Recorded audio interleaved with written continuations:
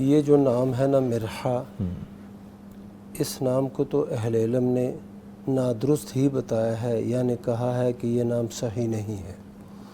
اس نام کے جو معنی ہے اس میں تکبر، اکڑ اور اسی طرح اترانا، فخر، غرور اور یا جو ہے نا اناج وغیرہ کے معنی میں اس کا استعمال ہوتا ہے۔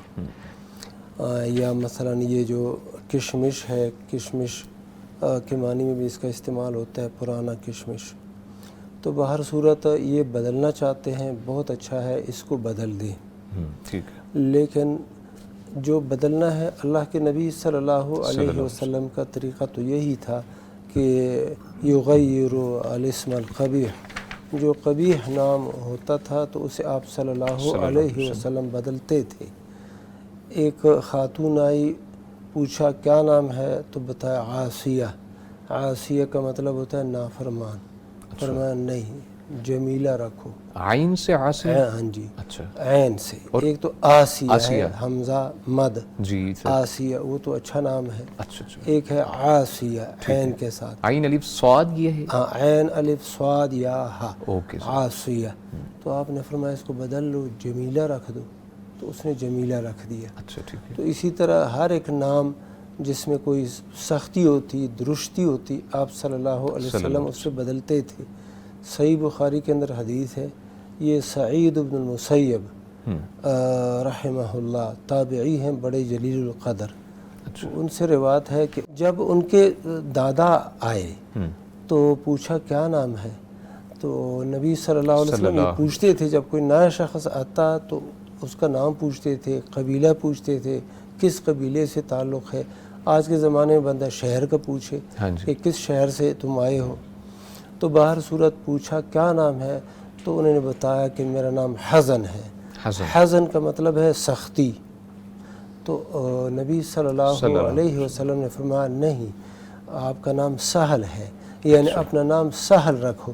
سہل کے اندر آسانی، سہولت، اس معنی میں یہ استعمال ہوتا ہے۔ اس نے کہا نہیں، جو نام میرے باپ دادا نے رکھا ہے نا، میں اسے بدلنے والا نہیں ہوں۔ اچھا، سعید رضی اللہ رحمہ اللہ فرماتے ہیں تابعی کہ اس نام کی جو ہے نا ایک سختی، جو اثر ہے، کہتے ہیں ہم بعد میں محسوس کرتے رہے ہیں اس کی شخصیت کے اندر، جی، یعنی اس میں بلکہ پورے نسل میں پھر یہ سختی آتی جاتی ہے۔ باہر صورت تو برا نام جو ہوتا ہے اسے بدلنا چاہیے، اور انہوں نے بدل دیا ہے، بہت اچھا کیا ہے۔ بدلنا چاہ رہے ہیں؟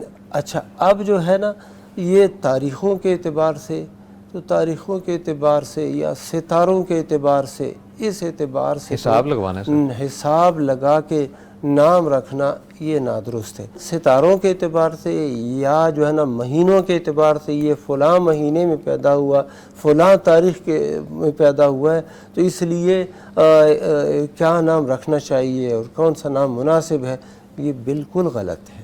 یہ بالکل غلط ہے۔ نہ ستاروں کے اعتبار سے نام رکھنے کی اجازت ہے۔ قتادہ رحمہ اللہ ایک تابعی جلیل ہے، وہ فرماتے ہیں کہ یہ ستارے جو ہے نا اللہ سبحانہ و تعالیٰ نے 3 مقاصد کے لیے پیدا فرمائے ہیں، یعنی ان سے 3 مقاصد ہیں۔ ایک تو یہ زینہ للسما ہے، یعنی آسمان کے لیے زینت ہے، آسمان اس سے خوبصورت ہو جاتا ہے۔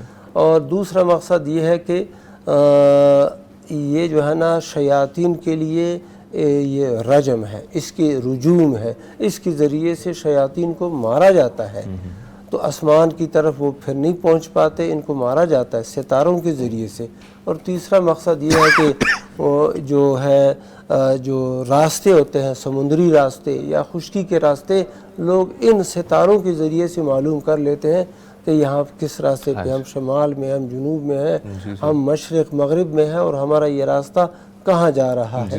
یہ بحری جہازوں والے بھی یہی کرتے ہیں، اور پہلے زمانے میں خشکی کے طریقے سے بھی نا لوگ یہ معلوم کرتے تھے کہ فلاں جو ستارہ نکلتا ہے یہ فلاں وقت میں نکلتا ہے، اور اس سائڈ میں یہ علاقہ ہوتا ہے، اس سائڈ پر یہ علاقہ ہوتا ہے۔ اس کے علاوہ جو ہے نا ٹائم بھی دیکھتے تھے؟ ہاں جی، ٹائم بھی طے ہوتا تھا۔ اب یہ نصف رات ہے، اب رات کا آخری حصہ ہے، ماشاءاللہ۔ یہ ساری چیزیں معلوم ہو جاتی تھی۔ الحمدللہ۔ تو یہ ناموں کا اس طریقے کے ساتھ کرنا، تو قتادہ رحمہ اللہ فرماتے ہیں ان تینوں کے علاوہ کوئی اور بندہ ستاروں سے کچھ چاہتا ہے اس نے اپنا وقت ضائع کر دیا ہے۔ بے شک سے۔ تو برصورت یہ نہیں ہونا چاہیے، کوئی اچھا نام رکھ دو، سہلہ رکھ دو، صحابیہ کے نام ان کا نام ہے، اسی طرح جمیلہ رکھ دو، زینب رکھ دو، عائشہ رکھ دو، فاطمہ رکھ دو، راشدہ رکھ دو، اسی طرح ملیحہ رکھ دو، ضحیٰ، ہدا، یہ سارے نام پیارے نام ہیں لڑکیوں کے، یہ نام رکھ دو، بہت شاندار۔ ٹھیک ہے، بیسیکلی جو میں ایک اور بات سمجھا ہوں کہ نام رکھنے کا اس کی شخصیت پہ بھی بہت زیادہ اثر ہوتا ہے، بلکہ اہل علم سے پوچھنا چاہیے، بالخصوص جو عربی زبان کو جانتے ہیں، تو ان سے پوچھے کہ بیٹا ہوا ہے کیا نام رکھوں۔